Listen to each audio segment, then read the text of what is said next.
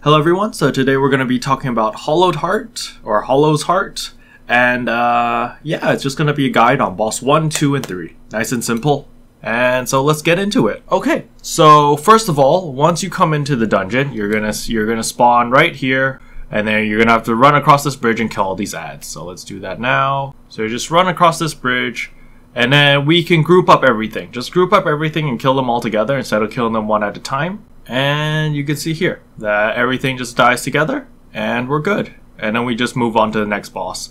I mean the next mob. And we just keep doing the same thing until you get to the boss room. So now that we're at the boss, this is the first boss, the Briar Bane. So you can see that there's pads over here. You see that there's a pad there, there's a pad there, and there's a pad there. And then there's one more behind him, like over there, okay?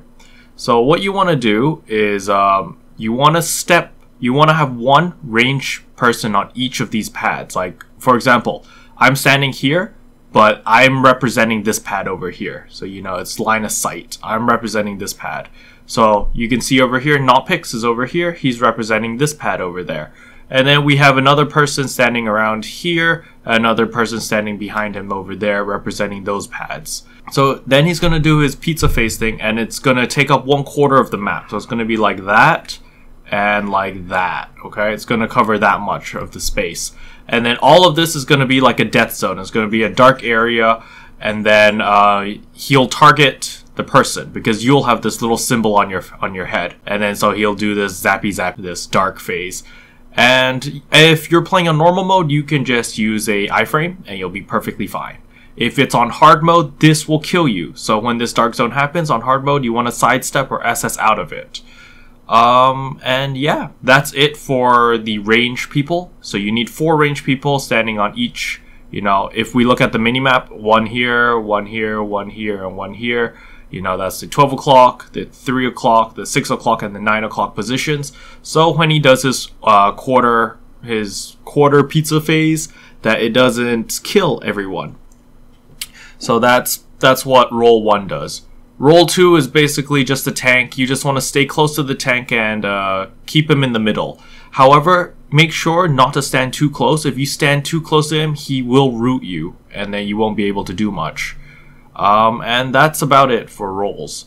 So let's go through the video and let me show you, I'll talk you through the rotations when he does them. Okay, so we're starting now. So we're attacking, attacking, attacking. So if you can see, as the tank, you want to stand where Mio is standing right now. So it's like a good 3 meters away, 3-ish meters away from the boss. Just stand at that distance and don't go closer or else you will get rooted. So here he's charging up to do his first attack. Usually he shouldn't be this low, it's just because we had a really high DPS party. But he will jump up into the air. The moment he jumps up into the air, you want to jump as well. Don't wait until he lands. The moment you wait when he lands, the shockwave is most likely going to hit you.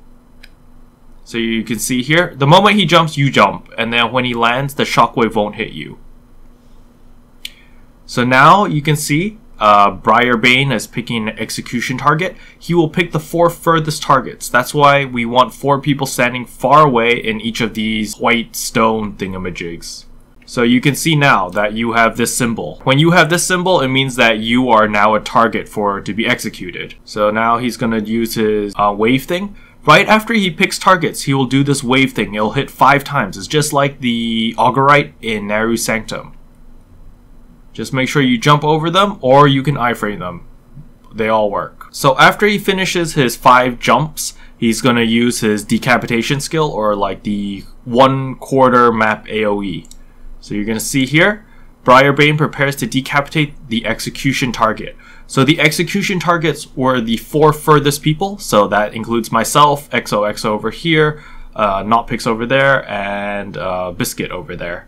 So we can see now that he does his 1/4 pizza phase over there. Now he's going to do it on my half. You see, this is another 1/4 pizza phase. When he does this thing, make sure whoever the target is, you use an iframe and you'll be fine. However, in hard mode, you will die. In hard mode, you need to SS or get out of this dark zone. So that's on mine, then he does it on the next side, and he does it on the last side. So after he finishes doing all 4 sides, he's going to get the shield. When he gets this shield, you gotta get ready to stun him. His CC bars will open. He has 4 CC bars. Just get ready to stun. You'll see here that right now, you see his CC bars are open and he opens a dungeon-wide AoE. So at this part, you need to stun him or else he will do a lot of damage and probably kill you. So you need to stun and it's good. After you finish stunning him, the next thing you need to do is you need a party iframe. It's best if you have a Force Master that can do a sheath. If not, then a personal extended iframe will work. Because he will do that. He will do massive damage rapidly. So once that's done, that's rotation 1 complete, and he's just going to redo the same rotation again. So again, he's going to pick execution targets. It's the 4 furthest targets once more. And you just keep attacking, and he's going to do his 5 shockwaves, and then after his 5 shockwaves he's going to do the 1/4 map thing, just iframe, 1, 2, 3, and 4. Now we gotta get ready to stun him once again. Just wait until CC bars open. Okay, now we stun him. I can use a cap pin to buy us more time. And now here, Frost Sheath. However, we kill him just in time, so we didn't need to use the Frost Sheath, which is great. So that's boss 1 complete, nice and simple, and we'll move on to boss 2 now. So once you go through the portal, to get to boss 2, there's going to be a lot of these spiderlings. What you want to do is you want to group up all the spiderlings. You see these spiderlings over here? You want to group them all up together and kill them in one spot. The reason is because when you kill these, they do a poison cloud AoE thing, and you don't want to stand in it, or you don't want to hit any of your teammates with it because it will kill you. Well, it'll do a lot of damage. So what we usually do is we let the guy with the most mobility, in our case it is Pix, our gunner, he'll group up all the spiderlings and just run to the end. You can see that they're all aggro to him. They'll keep chasing him until the end, and then at the entrance of the boss, he'll just use an AoE attack and kill all of the spiderlings in one go. And over here, you see, he groups them all together and kills them all, and that's it. The main reason you want to do that again is because of this. You see all that poison stuff? That will hurt you. You see that poison cloud? You want to stay away from this poison cloud because it'll hurt you. Okay, here's the second boss. It's Gorg Anna. So Gorg Anna is just this stupid spider. So this mechanic is quite easy. All you have to do is DPS the boss, and then at a certain point, she will mark the closest target. Usually the closest target will be the tank, so in our case, Mio is going to be the target. The moment Mio gets the mark, the spider is going to go up into the sky and become untargetable. When that happens, she's going to throw a bunch of spiders, and they're all going to chase the mark. They don't always chase the mark, they sometimes chase regular players as well, but it doesn't matter. And what the mark has to do is stay alive. That's the only thing the mark has to do, is just run around and stay alive. While the people that do not have the mark, there'll be these eggs around the map. They'll be scattered around around the map near the corners, and you need to go to these eggs and destroy them. When you destroy the eggs, there's a chance of a red spider to come out. It's like a bomb spider. When that comes out, you kill it. Once you kill it, it'll drop a bomb. It's like a red orb, but it's basically a grenade. And then you wait until Gorg Anna grabs the mark, and he'll pull the mark up into the sky. When that happens, whoever has the firebomb needs to throw it at Gorg Anna in order to stun her and to let your mark survive. If you don't throw the thing, your mark will die and you have to redo the process. And that's about it. Okay, let me roll through the video. So you can see here that she's over here, and then the moment she gets up, she's gonna jump to the middle. That's when you know that she's given someone a mark. So you can see here that the Spider Queen jumps into the middle. The moment she jumps into the middle, she's gonna go up into the sky where you cannot target her. So once she's up in the sky, you see Gorg Anna is capturing her prey. You'll know if you're the mark because you'll have a symbol on top of your head. But in this case, Mio was the mark because he was the closest target. So people who are not the mark, we have to kill these eggs, these spider eggs. So as you can see that that's the mark. This is the symbol of the mark. You have a spider thing and you have like a little red background on it. So all these spiderlings that come down from the sky are all going to chase Mio. So you can see that all the spiders are all running towards Mio, so he just needs to stay alive. while the rest of us are just running. We're just trying to find the red orb, or the fire spider. You can see the fire spider will look like this red spider. Once it dies, it'll drop an orb like that red orb. The mark just run around in circles, do whatever you want, just stay alive. So we pick up the red orb, and we're just waiting until the mark gets picked up and gets eaten, basically. So you can see she's now stunned there because of the web. Now she's going to get hoisted into the air. So at this moment, when the mark is getting eaten by the spider, the guy with the red orb needs to throw it at the spider now. You can see, boom, you throw the grenade at the spider and there's a fiery explosion and he will fall down on the floor. So once she's down on the floor, you can continue to DPS. And that is the only mechanic for the second boss. It will repeat again. So let's go through the second phase again. It's the exact same thing. So again, Gorg Anna is capturing her prey, and again these spider eggs will spawn. So once that happens, you just want to kill the spider eggs as fast as possible. And then it says, little bomb spider has awakened. This is when you destroy the eggs and you found the spider. When you find the spider, you want to kill it as soon as possible and get the grenade or the red bomb orb thing. So you can see that we killed it and Pix has picked up the red orb. Now we just make sure that Mio stays alive and that he just runs around and until he gets grabbed. So Mio's running around. Okay, so he got pulled by the web thing again. And here, you see he gets lifted up into the sky, and this is when Pix needs to throw the orb at him. So now, boom, he throws the orb, boss comes back down.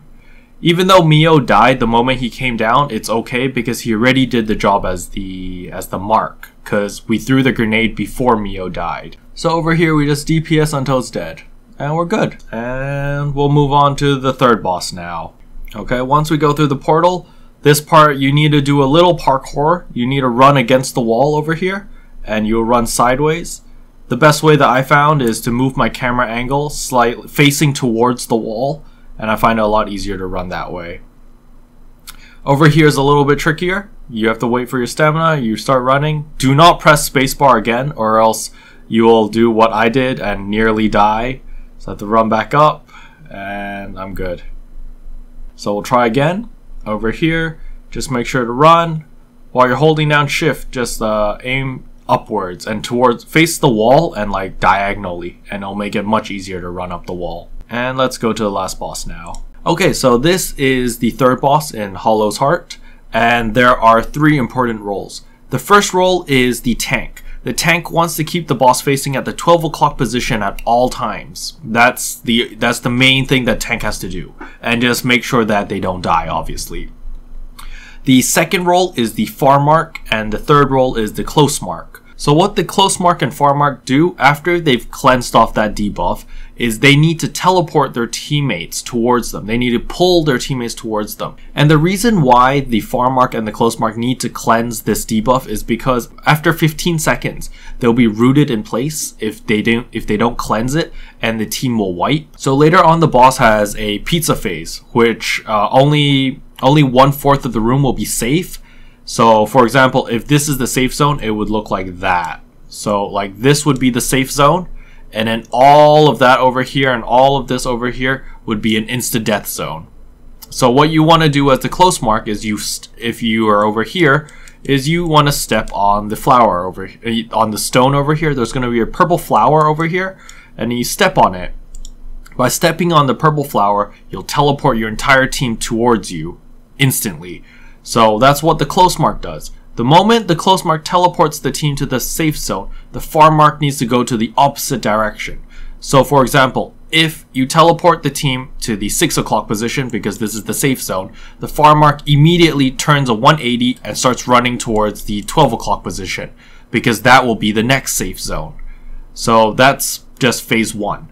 So the second phase is slightly more complicated. It's once the 6 o'clock position has been teleported, once you're all here in this safe zone, the far mark goes to the 12 o'clock. After it goes to the 12 o'clock, the close mark has to start running towards the 3 o'clock position. After the 3 o'clock, you run to the 9 o'clock position. So you have to do it 4 times instead now. And yeah, I think it's easier to show than to actually explain. Okay. So at the beginning, all you do is start attacking. So you can see that he did a half map AoE over there. The main reason is, as long as you have the boss facing the 12 o'clock position, the rest of the team can stand at the 6 o'clock position, which is directly behind the boss. Because the boss will do half map AoEs. So when he does an AoE on this side, everyone needs to be on the safe side. And then we start moving towards the side that he just attacked. You'll see, now he's going to do it on the other side. Boom. You see? And then right after he does his half map AoE attacks, he's going to do 3 rings of punishment. It's going to be the outer ring, the middle ring, and then the inner ring, okay? So what range classes want to do, they want to stand in the middle ring, where I'm standing right now, and wait for the outer ring to explode. So once the outer ring explodes like that, you want to start running towards the outer ring, because the middle ring is going to explode soon after. Right after the middle ring explodes, the inner ring is going to explode. So if you're a melee class, you want to stand in the inner ring, wait till the middle ring explodes, and then SS or sidestep to the middle, as the inner ring is going to explode soon after. You see? So that's all you have to do on that attack. Other than that, you just regularly DPS. His CC bars will open, however, it's up to you if you want to stun or not. We choose not to stun. And then right after that rotation, he's going to do the half map AoEs again. So half map over there, we wait, we run towards the safe zone, and he's going to do it on the other side. And we continue to DPS. So now this is the what I call the Toho section. So he's going to start doing the Dark Chi, and there's going to be black flowers spawning everywhere, and you just want to avoid them. What I found the best way to do is angle my camera slightly downwards, so I'm focusing on the ground, because I want to avoid these Dark Chis, as if I get hit by them, I will get a huge DOT, which damages like 6,000 damage per second. And they do stack up on each circle you step on, so it's really important not to step on them. So you see, I'm focusing really hard not to step on it. I'd rather not attack and just make sure that I don't get hit by these. So once that phase is over, he's going to jump into the middle of the map. And the moment that he jumps into the middle of the map, he's going to spread the Dark Chi seeds. So this is the debuff. You can see now that I have this purple thing on my head. So after 15 seconds, I will be rooted in place and I won't be able to move or cast any attacks. So what you want to see here is XOXO, since he is more mobile than my summoner, is going to be doing the flowers. So you can see that he picked up both of these Life Bloom flowers, and he does not have the debuff anymore because he cleansed the debuff. So once he's cleansed the debuff, the next thing he's going to do is he drains energy from the flowers and he's going to pull everyone to the middle of the map. However, if you use an iframe, you won't get pulled. So you can see here I use my iframe and I'm not pulled to the middle of the map. If you are pulled into the middle of the map, make sure to F-roll instantly. Just hold down F the moment you're getting dragged in, because there are going to be a lot of these DOT things in the middle, which will hurt you really bad. So once you finish F-rolling, you want to run towards the outside, because he's going to do his 3-ring attack again. So range classes, you want to stand where I am or where XOXO is, and wait until the outer ring explodes, and then you want to run outside to avoid one of these stacks. As you can see, I was a little bit slow, and I stood in the middle ring when it exploded, so I have 1 stack now. You can see, he's going to do that, and now the timer has run out, and you can see that I am rooted now. So I'm unable to move as I'm rooted in place. However, XOXO and Notpix can both still move, because they picked up the Life Blooms over there. So what the Farmark wants to do is he wants to make sure that the boss is facing the 12 o'clock position. The 12 o'clock position or the 9 o'clock position, depending on where the purple flower spawns. During the first phase, there's a 50% chance that the flower will spawn here at the 9 o'clock position, and there's a 50% chance that it'll spawn at the 12 o'clock position. So depending on where it spawns, that's where the Farmark has to stand. The Farmark has to stand behind the purple flower, so that he's the furthest target and the boss will look at the furthest target. This way, the safe zone will always be behind the boss. So for example, if the boss is looking at the 12 o'clock position, the safe zone will be at the 6 o'clock position. If the boss is looking at the 9 o'clock position, the safe zone is going to be the 3 o'clock position, okay? So you can see here that all of this area went dark because the safe zone is behind him. So what XOXO needs to do now is to run into the flower. Once he runs into the flower, it'll teleport the entire team over. However, you can see that he overshot it and he went a little bit too far, And now this AoE Dark Zone is going to hit us. And you can see how much HP we lose. Biscuit over here is still on 84k, and he is instantly going to die by this Dark Zone. So boom, he dies instantly. We got hit by it. I'm on 32k HP now, so I lost like 100k HP, and I also have a stack of this debuff. However, you can see that we got teleported here. So it's very important that the close mark teleports the team before the dark AoE hits you. So now that we got teleported over here, you can see that instantly picks SS'd into the middle of the map and is going to hook shot to the next flower at the 12 o'clock position after he targets the pizza. So you can see he does the pizza thing again, and the safe zone is now at the 12 o'clock position. So Pix needs to step on the 12 o'clock flower to teleport us there before the boss does his AoE attack. So he steps on it, and boom, you see, he teleports us all to the 12 o'clock position in the safe zone so that we don't die. Once he finishes that pizza phase, he's going to pull everyone in. So just make sure that you hold down F to F-roll out. Right after that attack, after he pulls you in and you F-roll out, he's going to do a 5 AoE attack. So make sure that you have a Force Master or you have someone that can do a party extended iframe or a party sheath or something to keep you alive. So after his 5 attacks, that's his first rotation done. So now you want to make sure that the DPS team is standing at the 6 o'clock position again, which is behind the boss. Like, I'm standing in the wrong position right now. I'm standing at the 12 o'clock position, which is in front of the boss, which is not good. So I quickly realize that, and I start moving towards the 6 o'clock position now. So after you get back to the 6 o'clock position, he's going to do the same thing again. He's going to spread the dark seeds. You're going to get the debuff again. And then you see that the life blooms spawn. So the close mark has to pick up the 6 o'clock and the 3 o'clock flowers, while the far mark has to pick up the 12 o'clock and 9 o'clock flowers. So you see here, XOXO picks up both of them.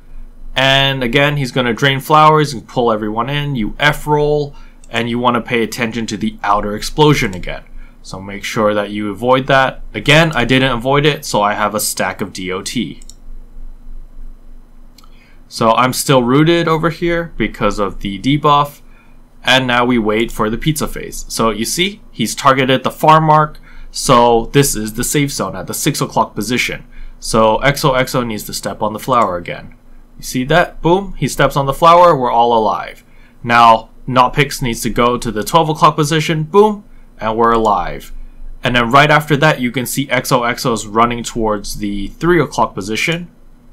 We're just waiting for the safe zone. Okay, so it's at the 3 o'clock position. So XOXO needs to step on that flower, pull us there.